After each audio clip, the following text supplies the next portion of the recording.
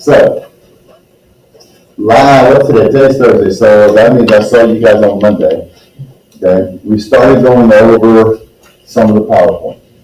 Okay, you should have your notes. You need to have your notes out, and we're just going to kind of go through. And I went through quickly on the phases of matter. You guys were supposed to kind of go through and do that just from the PowerPoint and get that information yourself. But I just want to kind of touch on a few things. Number one, in a solid. Okay? Obviously, the atoms are right next to one another, and they're in an orderly arrangement. So we say that it's crystalline. Crystalline means orderly.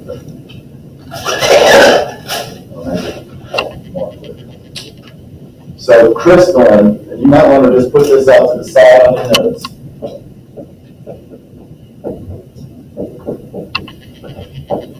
Atoms or molecules are in an orderly arrangement.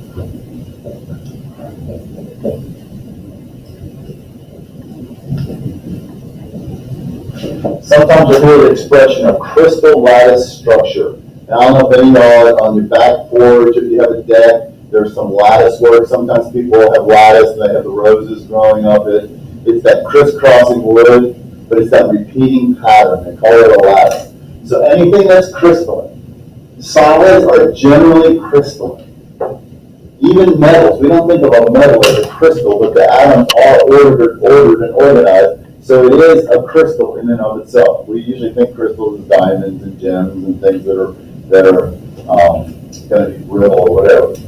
Now, so I know what the opposite of crystalline would be. Obviously, no orderly arrangement. Non-crystal. So what? Non-crystal. No, that's a good guess, non-crystalline. But the word is amorphous. No orderly arrangement.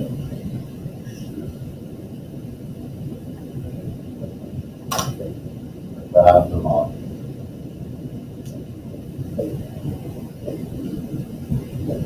Okay, an example of that would be glass and liquids. Liquids are amorphous, they don't have orderly arrangement. Glass, when glass breaks, it's jagged edges, it doesn't break on a smooth edge. But if you ever had a sour ball or a jawbreaker and you bite down on it, a lot of times it'll break on a straight, flat surface because the sugar is crystalline and there's an orderly arrangement to how the sugar molecules line up. Now, morph is the root word there of amorphous. Have you ever heard morph in any kind of word?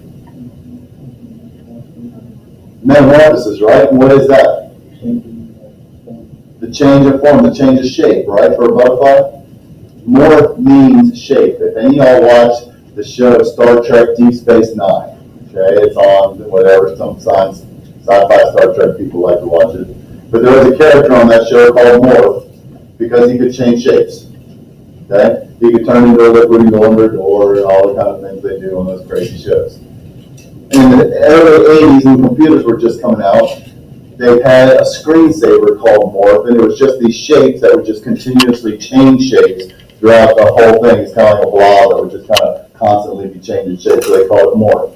So Morph means shape or form. What does it mean when you put an A out front? No. Non or without, right? So it's without shape. So this is the opposite. So most solids are crystalline, okay? Few are amorphous. Now, a misconception about liquids. When you were taught in middle school, you probably said solids are right next to one another, liquids are a little bit farther apart, and then there's gases. Well, liquids aren't a little bit farther apart. Liquids are still going to be right next to one another. Okay? Because a liquid is incompressible. What does the word incompressible mean? What does it mean you can't compress it? You can't push it any closer together, right? You can't make it small. You can't make it smaller. That's what incompressible means. Why can't we make it smaller?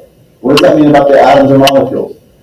They're already compressed. They're already compressed, they're already touching one another. So once they're touching one another, they can't get any closer. So liquids are incompressible. Your brakes in a car, if you guys aren't driving yet, you'll be driving soon, you'll probably have your permit. You know, when you step on the brake, that force, that pressure that you're putting on the brake gets sent to the wheels with brake fluid because it's incompressible, so whatever you push on it, it pushes all the way through on that liquid until it gets to the brakes and then pushes the brakes against the tire. Okay? So if liquids weren't incompressible, if liquids were kind of far apart, you go step on the brake, then the liquid's just going to compress and no force is going to get down the line and your car's not going to stop. That's what happens if you happen to have air in your lines.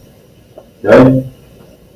Now, the only difference then between a solid and a liquid is that the liquid molecules have enough energy to break the bonds, they can move around one another. It's kind of like marbles in a jar. They can kind of roll around each other when they're, loose. Okay? That's how I envision molecules, is just like marbles.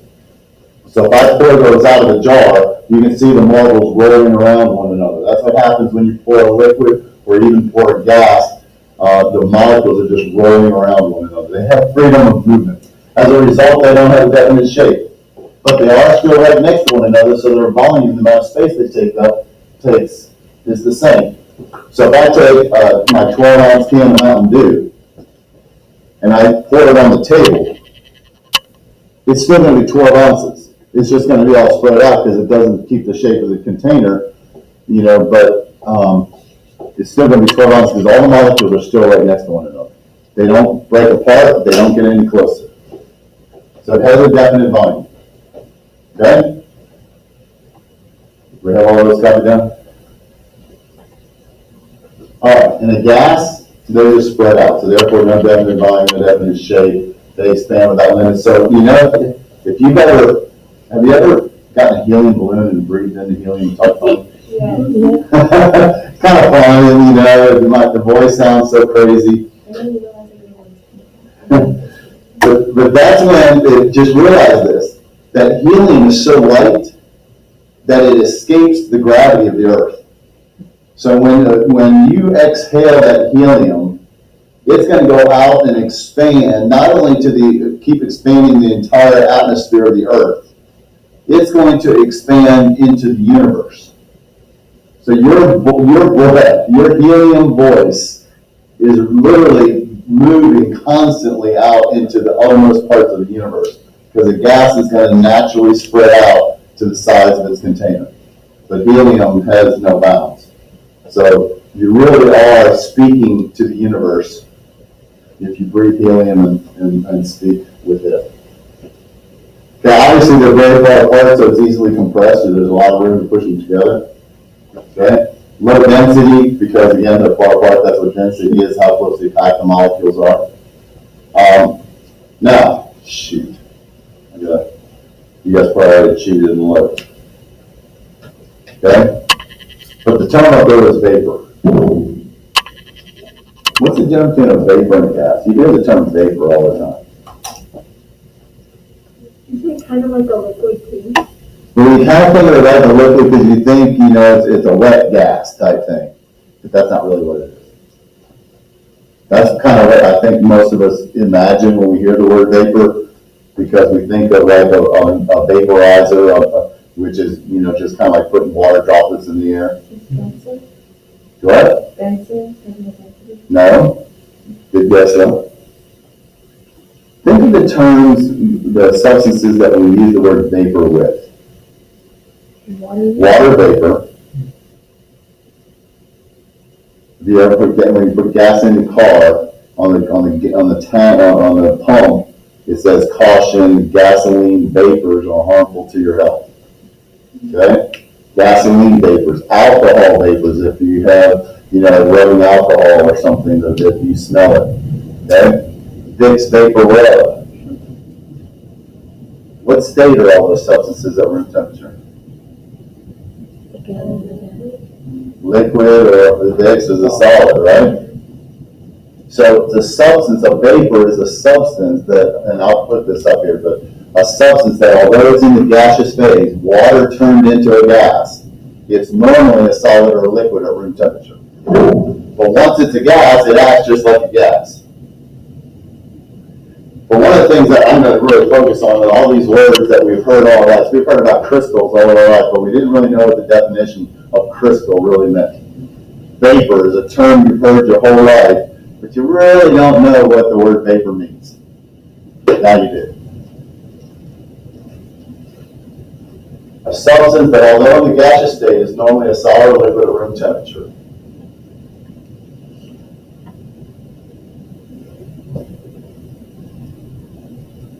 I'm giving you grace because your computer wasn't working. You won't get to the textbook. Yes, sir.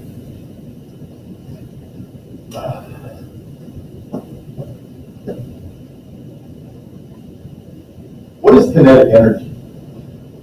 Energy of motion. So when it says gases possess the most kinetic energy, what does that mean? Doesn't move in the fast. You heat them up, speed them up. Cool them down, slow them down. So when you heat up a gas, it's just going to be moving faster and faster and faster. Got it? All right. Now these are your fourth and fifth. A plasma. Okay? A plasma. I'm going to just kind of, again, we've heard the term plasma. You learned about it probably in 8th grade. What is plasma? Huh? Okay, now just so you know, you guys all have masks on now, and it's very hard for me. Plus I'm old. So you're going to have to speak up through the mask, okay? Because I cannot hear you. So you're going to have to just speak a little bit louder than what you're used to speaking.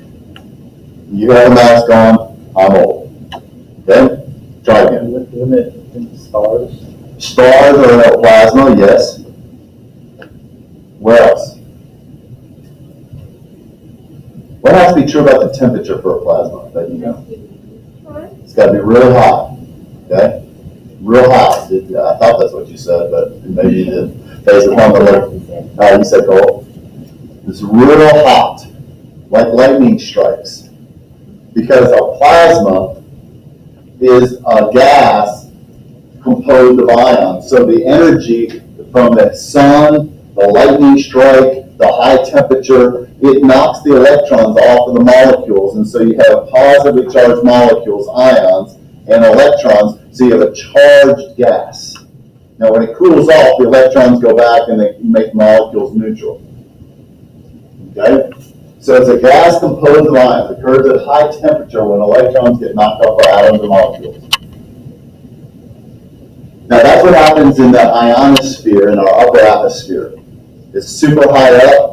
The strong ultraviolet rays from the sun hit and ionize the air, and that's why we see the aurora borealis. What's the aurora borealis? The northern lights, all in cool colors. Bucket list of mine. One time I'm going to get to really see that live and in person because it looks really cool. Okay? But that's the result. That's really a plasma going on in the super upper atmosphere. It's charged particles because way up high, the ultraviolet radiation is not blocked out. And then our fifth and one that's really only occurs in the lab, and I posted the article on frozen gas. Any of y'all read that article yet? I've read it. Okay. What happens? First off, hot or cold? Cold. Very cold. Does anybody remember how cold? Almost absolute zero. Now what happens at absolute zero? Atoms stop moving. Okay? So remember the kinetic energy is the motion at absolute zero. How low can you go? The answer is absolute zero. Okay? Because once the molecules stop, you can't make them go any slower. Okay? You can't make them go negative. Zero motion is as cold as you can get it. Now, do they get to absolute zero though? No. They get, but how close? Pretty close. It was like millions of a degree or something, right? Within, so it was super, super cold. But then all of the atoms clumped together and acted as if it was a single atom. Now, Bose and Einstein predicted that in the 1920s, But it wasn't until 1995 that they were able to actually do it for the first time. Now, you're never going to find something in nature at millions of degrees below absolute zero. So, is it a fifth phase? Yes, they made it. But is it a common fifth phase? No. Even plasma is not going to occur in a normal state. So we're really just going to have 3 states, but hey, if they created one, actually I think I read somewhere that they did a 6th state in something, I can't remember what they call it, hot or cold, but again, it's only going to be in the lab, and so reality is 3. So we looked at this as far as classifying things either as pure or mixtures, okay? But we talked about mixtures, okay? What does homogeneous mean? It's the same, even throughout. A homogeneous mixture is called a solution, okay? The solutes generally, and this is 2 nanometers. The book pretty much uses 1 nanometer for the size. I mean, we're not going to be technical on that. You're not going to have to remember, but it's really going to be 1 nanometer. And then a heterogeneous, it's got different parts. That's like chicken noodle soup. You see the broth, you see the noodles, you see the chicken parts, okay, you see the grease on the top. Okay, so there's all the different phases. Whereas Kool-Aid, it's red all the way through. Purple all the way through. Okay? So homogeneous is the same throughout. Heterogeneous is multi-phase. You can see parts with different properties. Now, there are 3 types of mixtures. And I added this in just here. Okay, I think we talked about this briefly the other day. Okay? I'm kind of doing the same thing in my AP chemistry classes I'm reviewing. And so I forget. And being 2 days, I forget who I've said what to. But there are 3 types of mixtures: solutions, colloids, and suspensions. A solution, it's the smallest solid part, and I changed it here to less than 1 nanometer. Okay?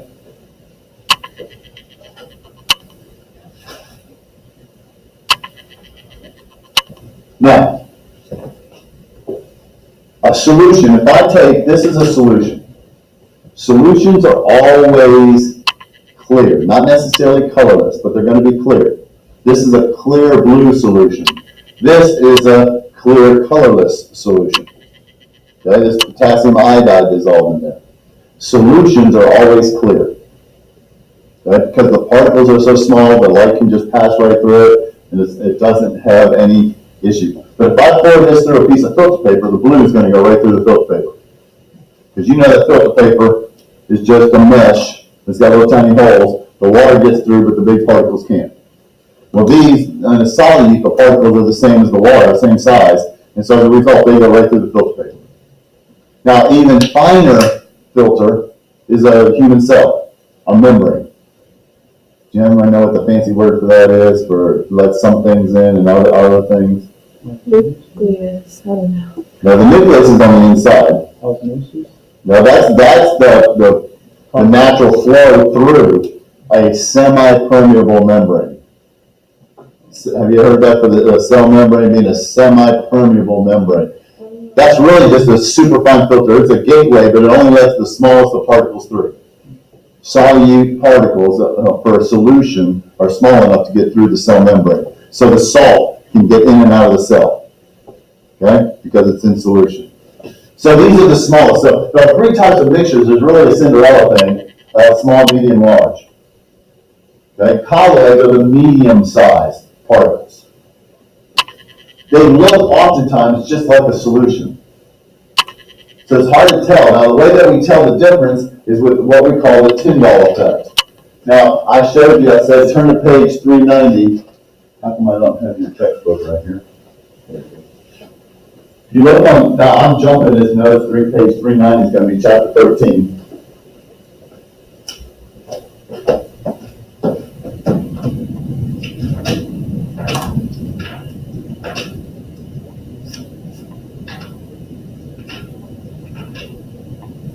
Let's 360 out my glasses on, so there we go.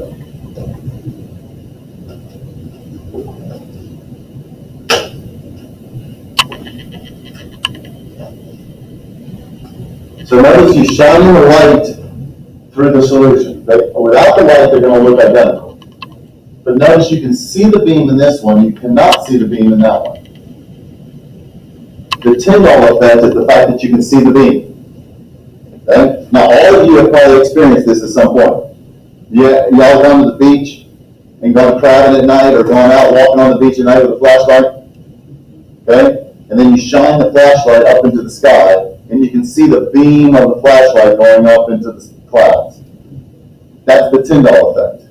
It's the dust particles in the air scattering the beam so you can see the beam. As you guys learn to drive, you're going to be driving at nighttime, you can see the beam of your headlights going out in front of you. Because there's dust in the air that's going to scatter the light and give the Tyndall effect. Because air is a colloid because it's got little tiny dust particles, but they're pretty big compared to air molecules, and it's going to cause the light to scatter. Okay? Now, on a rainy night, the rain washes all that dust out of the air.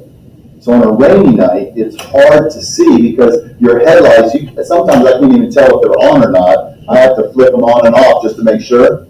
And so as a result, you don't get the Tyndall effect because there's no dust in the air. So it's hard, on a dark road, it's hard to see because the light isn't scattered. And on fog, then what do you guys do with the headlights on fog?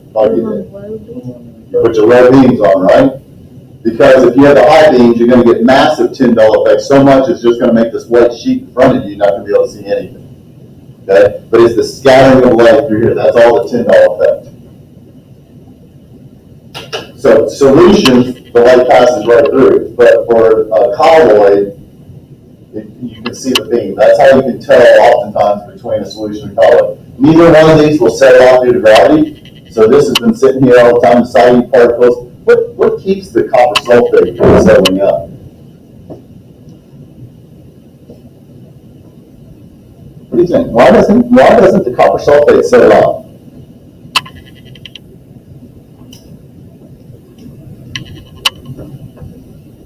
No guess? What do we know? Are water molecules still in here? Are they perfectly still? Even if I let it sit forever and ever and ever, are the molecules going to get still? They're constantly moving, right? Vibrating. Okay? And back in the 1820s, a guy named Robert Brown studied pollen grains sitting on the surface of water under a microscope. And he found that no matter how still he got everything, those pollen grains still just kind of jiggle all along the top. And he called it Brownian motion. Okay? It wasn't any big deal, but it turned out that what's causing that is the normal, rapid, the constant movement of the water bumping into the molecules and can keep them suspended. So since the copper and the sulfate are about the same size as the water, they're all just stirring each other up, just constantly in motion so they don't settle out. Colloids, the particles are small enough, still the water can keep them all stirred up. But when we go to the third one, a suspension, well, there's some examples of colloids. Because those are kind of weird ones, but these are all your colloids. Here, have I put the PowerPoint? Did I give that to you online? I haven't given it to you yet. You have the notes, but I'll put this out there when we're done. But this is also in your textbook. I just copied this out of the book. Okay, but those are just some examples of different types of colloids. Because we don't hear about that a lot, but these things, we've all seen these. So, and then finally a suspension. Those are your big particles, okay? Those can be filtered by filter paper. By the way, colloids can be filtered by filter paper, but they won't go through a semipermeable membrane. Too big to go through the cell membrane. But still small enough to go through filter paper. Suspensions are the biggest. Those are the ones we filter out. That's your muddy water. Okay? So if I want to show you just something like that, if I take a solution of potassium iodide,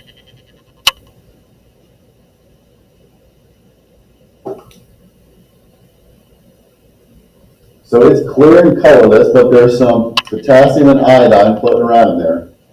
And then I take another solution of this lead nitrate, clear colorless, I mix it in here, okay? Anybody want to guess what's going to happen? It's going to turn purple. Purple? Purple.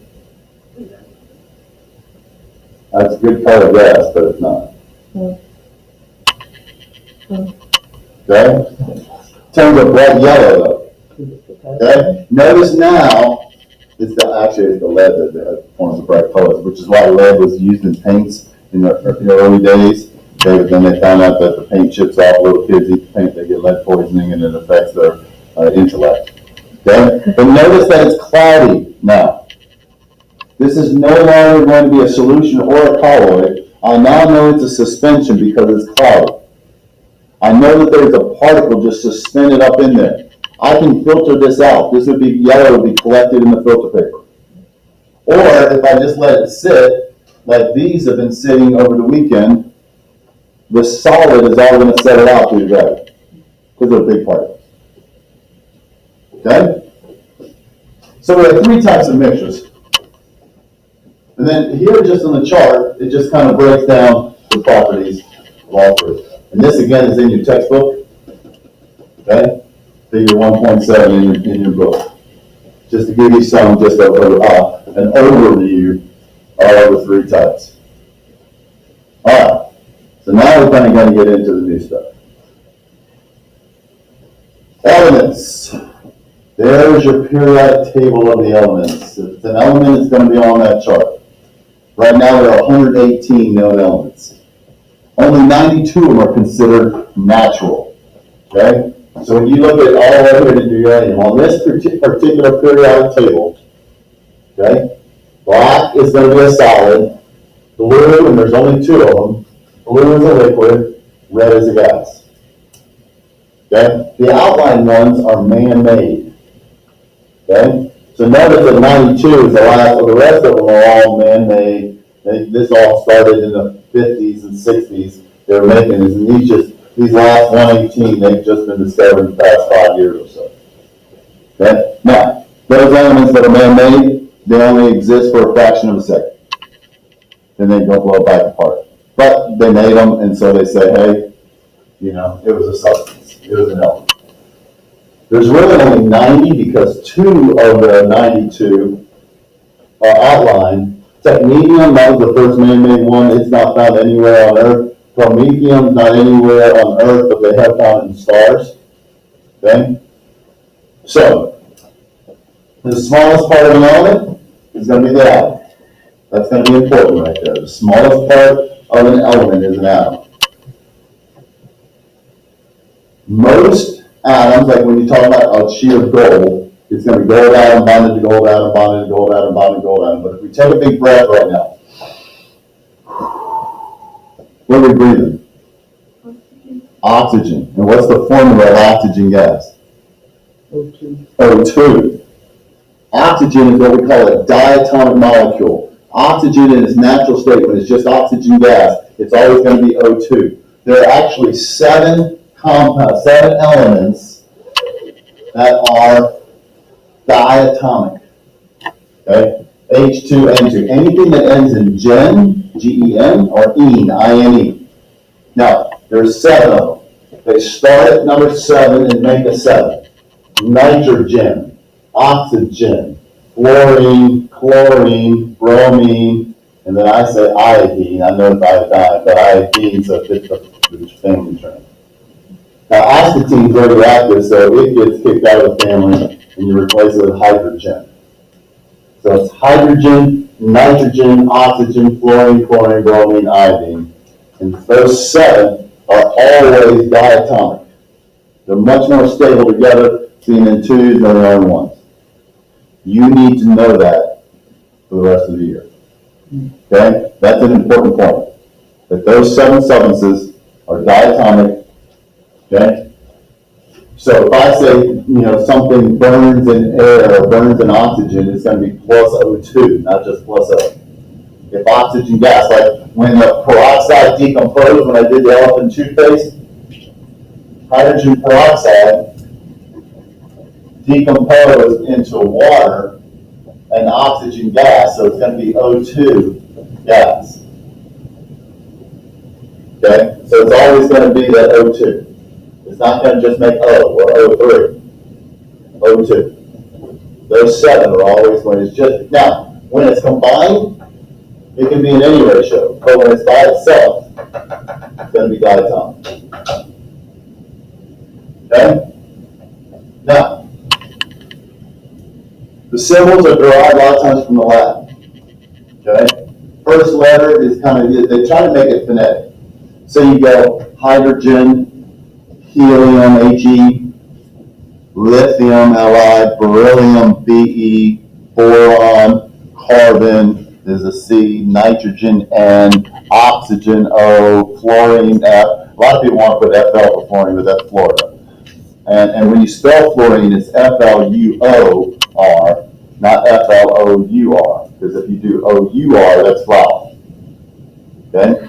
So fluorine is F, and then you have neon, Ne, and then you go to number 11, you get sodium, Na. Okay? That's going to be from the Latin word for natrium. Okay? So sodium, they already have, they're going to use an S for sulfur, so they went to the Latin word of natrium, Na.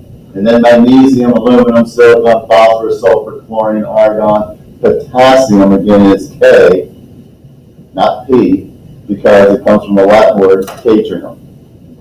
Now, some of the elements are named after, like chlorine is named after chloros, which is the Greek word for greenish yellow, because chlorine is a greenish yellow gas. Okay? It was actually the first, what they called mustard gas in World War I, as they put chlorine gas out there. Bromine comes from bromos, which means stench. Okay? Gold is from the Latin word aurum, which means shining down. So all of these, they kind of have different origins in their name. Now, once we got to uranium, okay, they were named after planets, Neptunium and Plutonium. They ran out of planets, and now Pluto, I'm surprised they didn't have to change the name here for plutonium. Okay? And so americium and Marie Curie discovered curium, berkelium, that a lot of the stuff was found at Lawrence Laboratories in Berkeley, California. So you have berkelium, californium, einsteinium, fermium, palladium, nobelium, here's lawrencium. So whoever makes the new elements has the honor of naming them. But notice the first letter is always capitalized, the second letter is always lowercase. And if there happens to be a third letter, it would be lowercase as well. Now I'm going to be stereotypical here, but girls, you tend to have big loopy handwriting. Guys tend to write as small as possible. Now, there's exceptions to both of those, because the person that wrote the very tiniest font that I've ever read or tried to read in my life was a girl, and she wrote in pencil. And so it was this tiny, I don't know, I mean, it's like a 0.5 font. I mean, it was tiny, with a pencil. But it was extremely neat. Just, tiny.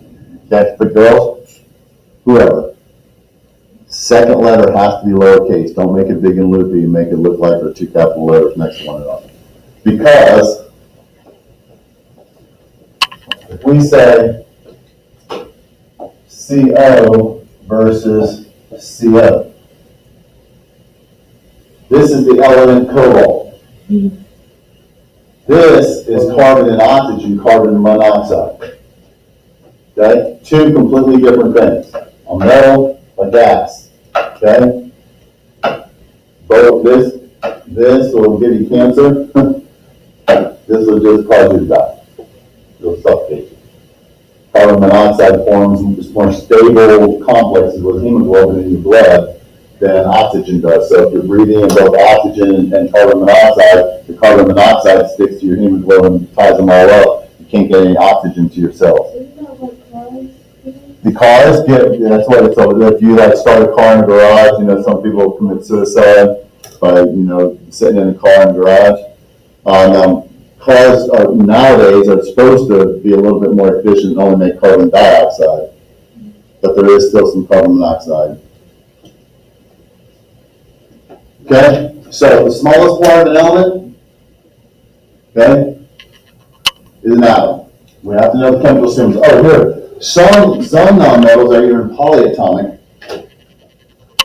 White phosphorus, P4, just kind of interesting substance. White phosphorus is so unstable. It's 4 phosphorus atoms in a square. Contact oxygen. It doesn't explode, but it reacts immediately with things that are in contact with oxygen. And it gives off a tremendous amount of heat in doing so, which means that anything that's around it that is semi-flammable or flammable will catch on fire. It's called an incendiary device. So some sadistic person said, hey, let's make hand grenades and bombs out of this stuff. Because we can throw a hand grenade and it'll spread the phosphorus powder everywhere, and whatever it touches is going to catch on fire. Well, unfortunately, a lot of soldiers and whatever got hit with these phosphorus grenades, and then the phosphorus embeds, and they just burn. And the only way to stop it from burning is to get underwater. And there's not always water around, and so, I mean, it was really bad. So do they still make them?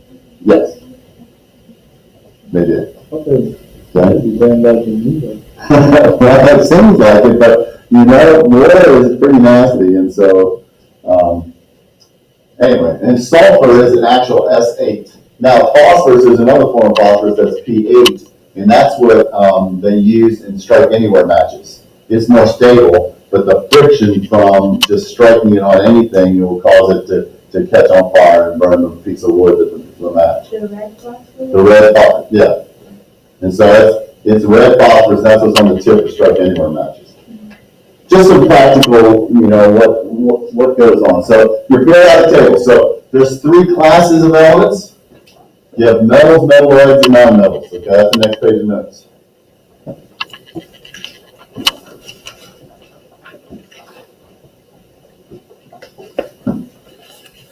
Okay, now technically you were supposed to kind of go in. I'm going to let you go through the book and get the properties of metals and non-metals and metalloids. What I really just want to point out is, notice up here on the periodic table, there's this zigzag line. You know what we call that? The zigzag line. Okay? Everything to the left of that are metals. Your gold, your silver, your platinum, your mercury, cadmium, those are all your metals. Even over here, sodium, potassium, rubidium, those are all metals. Even these down here, if there's notice the star, these fit in right here. So these are all metals down here as well. Way more metals than anything else. The ones on the right-hand side, non-metals. Some are gases, some are liquids, some are solids, but they're non-metals. They have completely opposite characteristics. And then those along the zigzag line are kind of right there in between in the DMZ, demilitarized zone, and so we call those metalloids. Okay? So here in the green are your metalloids. Okay? They have properties of both. So I'm going to let you look up the properties. Here's the metals and non-metals. I'm going to let you go look those up and fill those in on your own. Okay? That's something you can do tomorrow when you're sitting at home bored. Okay? That's all in the textbook, and you can look up all those. All right. Now, a compound is 2 or more elements combined together chemically. Formulas describe compounds. So what does it mean to say CO2? Carbon dioxide, but what's the composition of carbon dioxide? 1 carbon, 2 oxygen. 1 carbon, 2 oxygen. Okay? So when I look at H2O, what if I said, glucose, C6H12O6? 6 carbons, 12 hydrogens, 6 oxygens. So it's how many are coming together. Now I do want to stress a difference.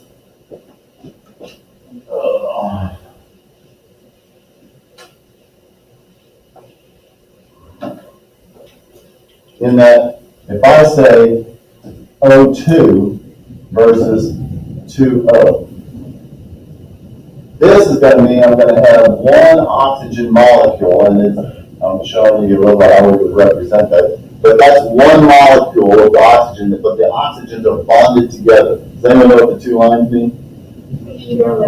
They share electrons, but what type of bond is this going to be? It is covalent, but what type of covalent?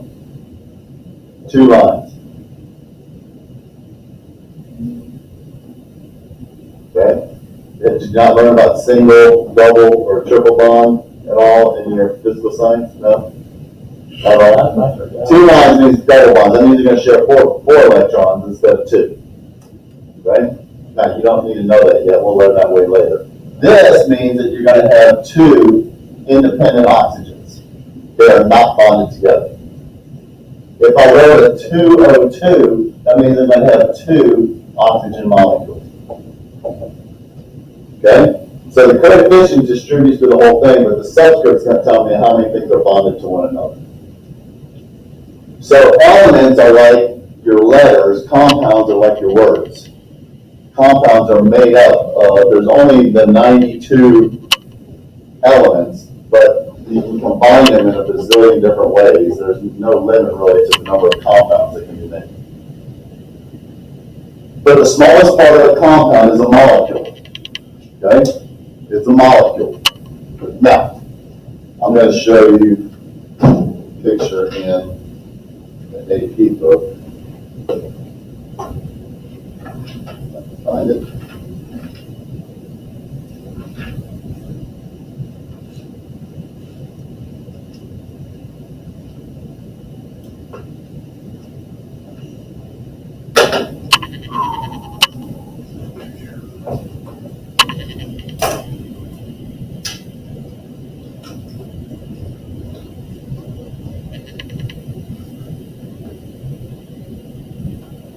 Okay. So if I'm looking at this, these are single atoms. So I know that that's going to be an element. Now here, 2 of the same type of atoms are bonded together. So that's actually going to be a molecule. But because it's the same type of atom, it's still an element. But when you have atoms of different elements bonded together, it's still a molecule, but it's going to be a compound now. And then here, when you just put them all together, that's a mixture of elements and compounds. So we need to be able to know the difference between element and compound, atoms and molecules, and when you use those terms. Elements and compounds, atoms and molecules. Atoms make up elements, but some molecules make up elements too. H2, N2, O2, your diatomic P4, S8, those are molecular elements. But it's all the same type of atom, so it's still an element. But it's bonded, so it's a molecule. Different atoms make a compound. All right. Oh, crud, I didn't mean to do that. I got that.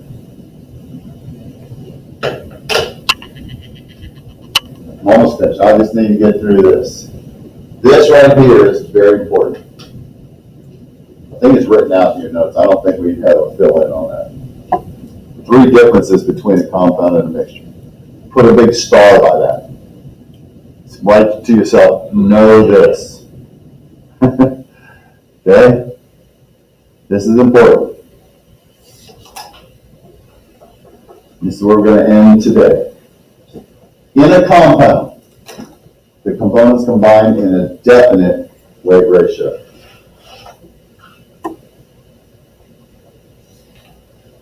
In a mixture, you combine them anyway. So if, like water, it's always H2O. Hydrogen peroxide is always H2O2. Sugar is always C6H12O6. Okay? But when you make Kool-Aid, you can make it strong, you can make it weak. You can add a lot of water, a lot of sugar, a lot of Kool-Aid. A mixture can be in any ratio. For compounds, there's only one way they can come together. In a compound, the components lose their individual identities and can be separated by chemical means only. So the great mystery, how can hydrogen that's a gas and oxygen that's a gas combine together to make liquid water? Okay? Because when the elements combine, they lose their individual identities and form a new substance with completely different properties, characteristics. Whereas in a mixture, if you put salt into water, the salt still tastes salty. You can evaporate the water off, which is a physical means of separation. Okay? And so you can separate by physical means. This is a distillation apparatus right here. Have you ever heard of distilled water? Yes. How do you make distilled water? Okay? You just to distill something, and this is what, moonshiners, they have distill, which is short for distillation. Okay? So here's my dirty water. So I heat this up and it begins to boil, and the water boils off and turns into steam. All the impurities don't boil, because they're usually solids. They're going to have much higher melting and boiling points, like salt's not going to boil out of salt water. So the steam comes up here. Then you run cold water through this, and there's a tube on the inside of the tube. The water's running on the outside, the steam's running on the inside. Well, as it cools off, the steam turns back into water, and you get the pure water over here and leave all the junk over here. So distilled water simply means you heat up the water, evaporate it off, collect it, condense it, and then you just get the pure water and all the impurities stay behind. So distilled water is actually just pure water. But that's a physical means of separating. We're not changing it all. We're just getting the water separating the things that are in a mixture. Okay? If it's like hydrogen and oxygen, you can't distill and try to get the hydrogen and oxygen, apart from one another. You have to do chemical means to do that. Okay?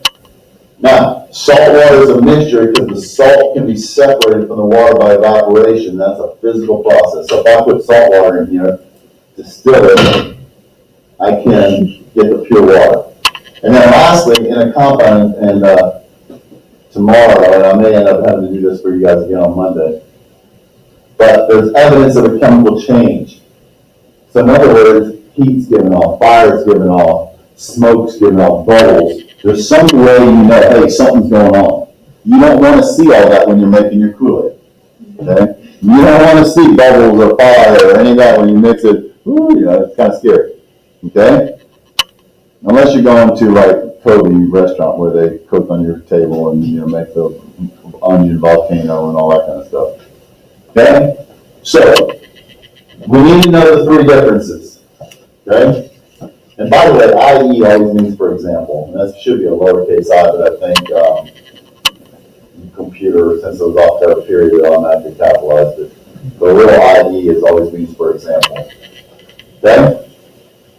Now, the last thing we're going to do in this unit, which we're not going to do today, is we're going to start talking about the properties, physical properties, chemical properties, physical changes, chemical changes. Okay? I'm going to cover that tomorrow in the lecture. So you need to make sure you watch that. We're going to get practice. Then on Monday and Tuesday, we're actually going to do a lab, which means that I'm going to be up here doing it, and you're going to get to just kind of copy the data down, but you'll at least get to see the different things that are going on. Okay? I'd much rather you guys actually do it. But so I'm hopefully going to finish the chapter tomorrow. Lab on Monday and Tuesday. I'll give you a study guide, and you can begin working on the study guide like on Wednesday, and we'll go over it on Thursday. The test is going to be on Friday of next week. All right? Go ahead and hit stop. Stop.